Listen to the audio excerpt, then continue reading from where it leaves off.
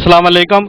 आज हम मौजूद हैं विंग्स कॉलेज दौलताला में और आपकी मुलाकात करवाएंगे प्रिंसिपल विंग्स कॉलेज दौलताला से और विज़िट करवाएंगे विंग्स कॉलेज के मुख्तलिफ हिस्सों का भी। और आइए चलते हैं, मिलते हैं अमजद शाह साहब से।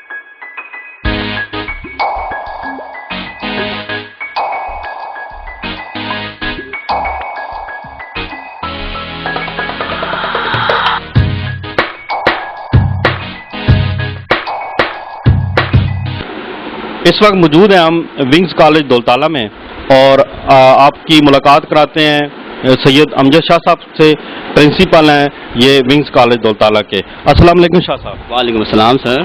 शाह साहब कैसे हैं? अल्हम्दुलिल्लाह, वेलकम। शाह साहब ये बताएं कि विंग्स कॉलेज दौलताला में आपको कब और क्यों ख्याल आया कि इसको यहाँ कैंप किया जाए? बिस्मिल्लाहिर्रहमानिर्रहीम। सबसे पहले तो मैं रावल न्यूज़ की इस टीम को वेलकम करता हूँ, जिन्होंने अपनी मसरूफियात में से टाइम निकाल के यहाँ पे आए और मेरी आवाज़, मेरी फीलिंग्स जो है वो रावल न्यूज़ के बिहाफ पे और विंग्स कॉलेज के बिहाफ पे आप तक लोगों तक पहुँचेंगे, तो मुझे बहुत खुशी है। सर, विंग्स ग्रुप का आगाज़ तो वैसे 2009 में गुजर खान से हमने किया था और उसके बाद 2011 में जो है 2011 में विंग्स कॉलेज दौलताला की संगी बुनियाद हमने रखी। और जैसे आपने कहा कि उस वक्त 2011 में ये पहला प्राइवेट कॉलेज था, इससे पहले दौलताला में कोई कॉलेज नहीं था। 2007 में चूँकि दौलताला में मैं कुछ अरसा रह के गया था, तो मुझे अंदाज़ा था कि यहाँ पे एक अच्छे कॉलेज की बहुत ज़रूरत है। यहाँ से बच्चे गुजर खान रावलपिंडी जाते थे, स्पेशली गर्ल्स को, लड़कियों को बहुत प्रॉब्लम होता था। तो बहुत सारी बच्चियाँ जो है वो मैट्रिक में साइंस पढ़ने के बाद FSC नहीं कर पाती थी, क्योंकि यहाँ पे कोई सहूलत मौजूद नहीं थी। जो लोग गुजर खान या रावलपिंडी पहुँच सकते थे वो तो चले जाते थे, लेकिन वो लोग जो गरीब होते हैं या वैसे भी यहाँ पे रिमोट एरिया है, गाँव दूर दूर गाँव में लोग रहते हैं, तो जो लोग नहीं जा सकते थे तो उनके लिए बहुत प्रॉब्लम था। तो राउंड अबाउट 60 to 70% जो हमारे स्टूडेंट थे गांव के, वो ड्रॉप हो जाते थे, वो या आर्ट्स की तरफ कन्वर्ट हो जाते थे या वो प्राइवेट अल्लामा इकबाल के से FA या इस तरह के किसी प्रोग्राम में एडमिशन लेते थे। रेगुलर FSC का इनके पास कोई अपॉर्चुनिटी नहीं थी। तो 2009 में जब हमने गुजर खान में स्टार्ट लिया, 2010 में मैंने यहाँ विज़िट किया और यहाँ देखा कि वाकई यहाँ पे ज़रूरत है। मैं यहाँ लोगों से मिला, तो फिर हमने ग्रुप ने ये फैसला किया कि जी दौलताला में एक इदारा बनाया जाए। तो 2011 में हमने इसकी संग बुनियाद हमने रखी और उस वक्त ये वाकई पहला इदारा था, बहुत लोगों के लिए एक नेमत से कम नहीं था। और अल्हम्दुलिल्लाह उस वक्त से लेकर अब तक ये जो है 7 साल का पीरियड गुजर गया है और ये इदारा जो है दिन ब दिन हर एक फील्ड में तरक्की कर रहा है। शाह साहब ये बताएं कि यहाँ पर स्टूडेंट की मेल और फीमेल जो बच्ची कितनी तादाद है दोनों सेक्शनों में? एवरेज जो हमारे पास हर सेशन में बच्चे रहते हैं तकरीबन राउंड अबाउट 400 to 500 बच्चे जो है, यानी लड़के लड़कियाँ दोनों, गर्ल्स बॉयज़ मिला के तकरीबन 500 तक हमारे पास हर सेशन में तादाद रहती है। और ये बताएं कि जो आपके प्रोफेसर हजरात हैं, इसका आप क्या मतलब बाहर से वो आते हैं या लोकल ही ज़्यादा हायर करते हैं? इसमें लोकल लोग भी होते हैं। असल में हमारी हायरिंग जो होती है वो मेरिट पे होती है। उसमें ये चीज़ नहीं देखी जाती कि यहाँ ये बाहर से बंदा है, ये लोकल बंदा है। मेरिट पे जो बंदा आता है वो टेस्ट लेते हैं, डेमो लेते हैं। एक पूरी टीम है, एक जो हायरिंग कमेटी है, एक हायरिंग डिपार्टमेंट है जिसका एक बाकायदा HR मैनेजर है जिसको वो मैनेज कर रहा होता है। तो एक पूरी टीम है, एक बोर्ड है जो इंटरव्यू करते हैं और टेस्ट लेते हैं, इसके अलावा डेमो लेते हैं। और जो बंदा मेरिट पे आता है, चाहे वो लोकल है, चाहे वो आउटसाइडर है, चाहे वो मेल है, चाहे वो फीमेल है, इस चीज़ को नहीं देखी जाती। हम स्पेशली जो है वो मेरिट को फोकस करते हैं और जो बंदा मेरिट पे आता है उसको सेलेक्ट कर लेते हैं। तो इस वक्त हमारे पास आउटसाइडर भी है और लोकल भी है। और ये बताएं कि जो आपके कॉलेज में मैं अक्सर आता रहता हूँ, मैंने देखा है कि जो जदीद एजुकेशन के हवाले से तमाम सहूलियात मौजूद हैं, लेकिन आप इसकी तफसील थोड़ा सी नाजरीन को बताएं कि IT में और ख़ास तौर पर लाइब्रेरी साइंस के हवाले से थोड़ी सी तफसील बताएं। बड़ा एक इम्पॉर्टेंट क्वेश्चन शाह साहब आपने किया, क्योंकि इदारे के जो कोई भी इदारा है तो साइंस एजुकेशन या आईटी का एजुकेशन जो है वैसे भी इस तरक्की याफ्ता दौर में जो है ये इंतहाई बैकबोन की हैसियत रखती है। तो हमारे पास अल्हम्दुलिल्लाह फ्राम द डे फर्स्ट से तमाम लैब्स मौजूद है, यानी जो मेन डिपार्टमेंट होते हैं इसमें साइंसेज में केमिस्ट्री, फिज़िक्स और इसके अलावा कंप्यूटर होता है, बायो होती है। तो इसमें अल्हम्दुलिल्लाह हर एक डिपार्टमेंट में हमारी एक बहुत बड़ी वेल फर्निश्ड जो है वेल इक्विप्ड लैब मौजूद हैं, बहुत बड़ी बड़ी लैब हैं, और हर साल में उस पर 50,000 to 1 लाख रुपया जो है मैं उस पर इन्वेस्ट करता हूँ हर साल, ताकि उसमें कमी न रहे। और आपके लिए एक खुशाइन बात हमारे लिए और आपके लिए और एक खुशखबरी भी है कि इस दफ़ा जो board of intermediate and secondary education Rawalpindi है, उन्होंने हमारे लैब्स को पार्ट 2 के प्रैक्टिकल के लिए सिलेक्ट किया है, और अभी जो 1 जुलाई है यहाँ बच्चों के पार्ट 2 के प्रैक्टिकल स्टार्ट है, तो ये सेंटर हमारा कॉलेज बना है। माशाल्लाह। शाह साहब, आप ये बताएं कि अभी आपने एक स्कॉलरशिप स्कीम जो है उसका ऐलान किया है, तो उसके हवाले से थोड़ी सी तफसील चाहिए, आपको बताएं। शाह साहब 2011 से अब तक, 2011 से जब इदारा मर्ज़ वजूद में आया तो उस वक्त से आज तक हर सेशन में हम बच्चों को, टैलेंटेड बच्चों को, डिज़र्विंग बच्चों को स्कॉलरशिप्स देते हैं। उसमें डिफरेंट कैटेगरी के स्कॉलरशिप्स होते हैं, जिसमें परसेंटेज पे स्कॉलरशिप्स देते हैं। 85% से ज़्यादा बच्चे हमारे पास आते हैं तो उनको हम फ्री ऑफ कास्ट रखते हैं। 80% से ज़्यादा नंबर वाले बच्चे आते हैं तो उनको 50%, 75%, 25% डिफरेंट कैटेगरी, डिफरेंट रेशो के हम स्कॉलरशिप्स देते हैं। ये सिलसिला तो चलता रहा। इसके अलावा यतीम बच्चों के लिए 10 सीट्स हम हर साल रिजर्व करते हैं। 5 लड़कियां 5 लड़के जो है वो हर साल हम फ्री ऑफ कास्ट यहाँ पे एडमिट करते हैं। उनको इवन के यूनिफॉर्म और किताबें भी कॉलेज की तरफ से देते हैं। और ये 2011 से अब तक जब से मैं यहाँ बैठा हूँ तो मैंने हर सेशन में 10-10 यतीमों को यहाँ फ्री पढ़ाया और उनको किताबें और यूनिफॉर्म भी दिया। लेकिन इस दफ़ा मैं सोच रहा था कि वो एक तरीका है जो साथ साथ से चल रहा है कि जी जो ज़्यादा नंबर लेकर आएगा वो बच्चा जो है वो उसको ज़्यादा से ज़्यादा स्कॉलरशिप मिलेगा। तो उसमें जो बच्चे ज़्यादा नंबर लेकर आते हैं वो बच्चे तो उससे मुस्तफ़ीद हो जाते हैं। लेकिन कुछ बाज़ औक़ात बच्चे बड़े टैलेंटेड होते हैं, लेकिन अनफॉर्चुनेटली उनके साथ एग्ज़ाम में कुछ मिसहैप हो जाता है, उनके मार्क्स कम आ जाते हैं। तो मैंने सोचा कि कोई ऐसी स्ट्रेटजी बनाई जाए कि जो टैलेंटेड बच्चे हैं उनको सपोर्ट हम करें। तो इस वजह से ये एक प्रोग्राम मैंने लॉन्च किया, जो इसका नाम मैंने रखा है टैलेंट हंट प्रोग्राम के नाम से ये प्रोग्राम मैंने स्टार्ट किया है। तो इसमें ये है कि 70% मिनिमम 70% नंबर वाले बच्चे जो मैट्रिक में या 9th में जिन्होंने 70% नंबर लिए हैं वो टेस्ट में लूँगा, स्कॉलरशिप टेस्ट लूँगा, वो इसके लिए एलिजिबल है, वो इसमें बैठ सकते हैं, टेस्ट दे सकते हैं। और वो बच्चे जो क्वालिफाई करेंगे उनकी जो सारी ड्यूज़ है वो भी माफ़ होंगे, फुल 100% डिस्काउंट उनको मिलेगी। और साथ जो है 2,000 रुपया पर मंथ स्टाइपेंड में उनको मैं दूँगा। तो इसलिए कर रहा हूँ इस दफ़ा कि मैंने इस दफ़ा जो स्कूल्स और इस डिफरेंट गाँवों के मैंने विज़िट किए हैं, तो वहाँ मुझे पता चला है कि जी वो बच्चे ऐसे हैं जो टैलेंटेड भी है लेकिन वो पढ़ना भी चाहते हैं, लेकिन उनके पास ये गाँव से यहाँ तक आने का किराया भी नहीं होता, यानी वो गाड़ी का किराया भी पे नहीं कर सकते।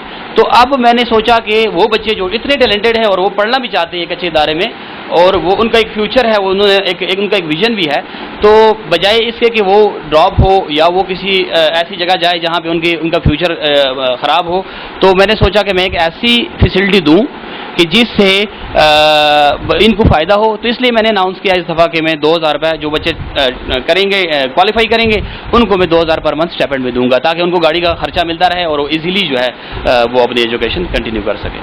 शाह साहब, माशाल्लाह आपका बड़ा जज्बा है बच्चों को तालीम के हवाले से।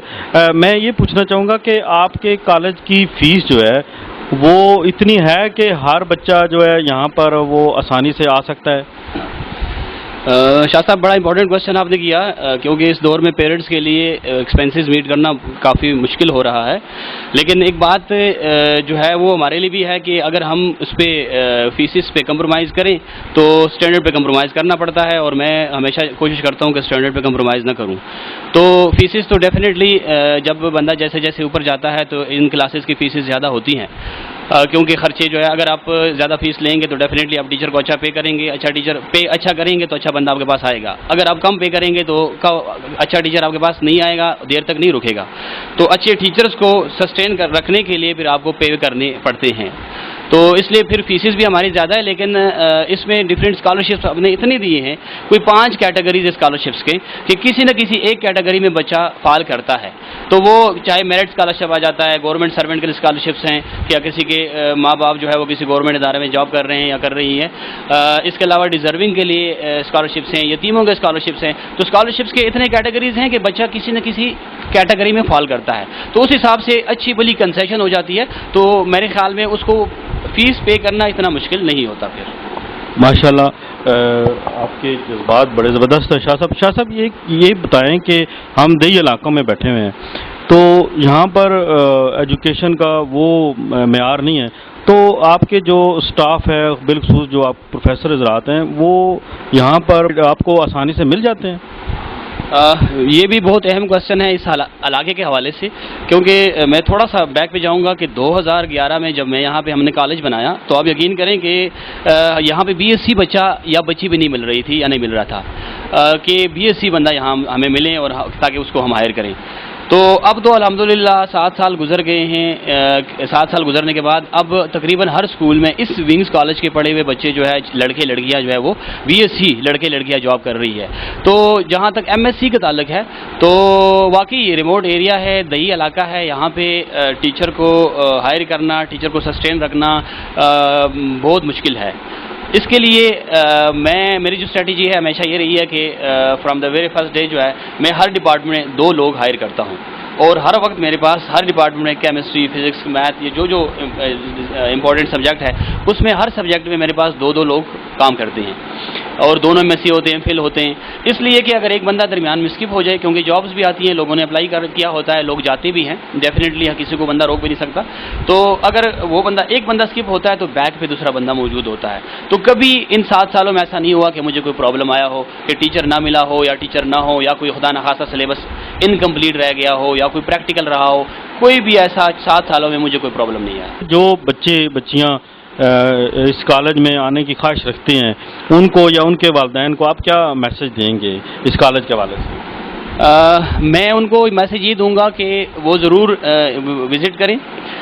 جو ابھی پروگرام میں نے لانچ کیا ہے، جو ٹیلنٹ ہنٹ کے نام سے پروگرام ہے، اس کو بھی ضرور اویل کریں، کیونکہ بہت بڑا فیوچر ہے. اگر ایک بچہ یہاں پہ سلیکٹ ہو جاتا ہے، ٹیسٹ کوالیفائی کرتا ہے اور اس کو اسکالرشپ مل جاتا ہے، تو یہ اگر وہ 4 سال یہاں پڑھتا ہے تو 4 سال تک یہ فیسلٹی ان کو ملتی رہے گی. یعنی اس کی فیس میں ڈسکاؤنٹ بھی ہوگی اور ساتھ 2000 روپیہ 4 سال تک ملتا رہے گا. تو یہ بہت بڑی سپورٹ ہے. تو ایک تو یہ ہے کہ اس کو اویل کرنا چاہیے، اور دوسرا یہ ہے کہ ضرور وزٹ کریں. میں یہ نہیں کہتا کہ دوسرے اداروں کو وزٹ نہ کریں، ضرور وزٹ کریں.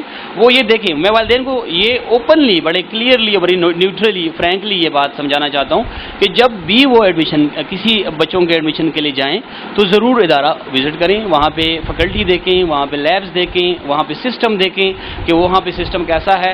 تو انفارچونیٹلی میں ایک اور بات یہاں پہ میرے دوست شاید مائنڈ کر جائیں، لیکن میں ایک اسٹریٹ فارورڈ بات کرنا چاہتا ہوں کہ بعض اوقات یہ ہوتا ہے کہ ہم ریفرنسز میں جاتے ہیں. تو آئی تھنک میں اینول ڈیز میں بھی یہ بات کرتا ہوں، اور جہاں جاتا ہوں وہاں پیرنٹس سے بات کرتا ہوں کہ پیرنٹس کی سب سے امپورٹنٹ اور بڑی پراپرٹی جو ہے وہ ان کے بچے ہوتے ہیں. تو میرے خیال میں ریفرنسز پہ جو ہے اپنے بچوں پہ کمپرومائز منع کریں کہ کسی ریفرنس والا بندہ آیا، اس کا ادارہ ہے اور اس کے آپ نے مجبور ہو کے بچے کو وہاں داخل کر دیا. ایسے کیسز بہت سارے آئے ہیں کہ ریفرنسز سے بچے ڈفرینٹ جگہوں پہ جاتے ہیں اور پھر میرے پاس واپس آتے ہیں، اور واپس آئے ہیں ڈیورنگ سیشن واپس آئے ہیں.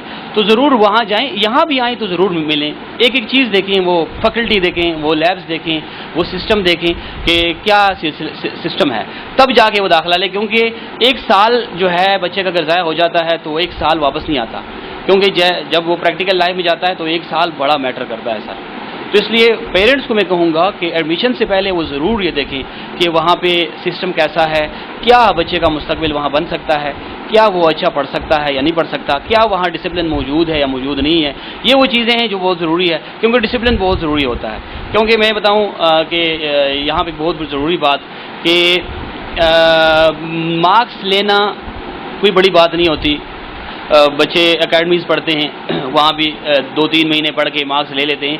اصل چیز اخلاقیات ہے، ایک ترتیب ہے کہ بچہ جب ایک سسٹم میں پڑھتا ہے 2 سال، 3 سال، 4 سال، 6 سال، تو وہ پراپر ترتیب میں آ جاتا ہے. تو وہ جو ترتیب ہے، وہ اخلاقیات ہے، وہ ادب ہے، وہ بہت ضروری ہے.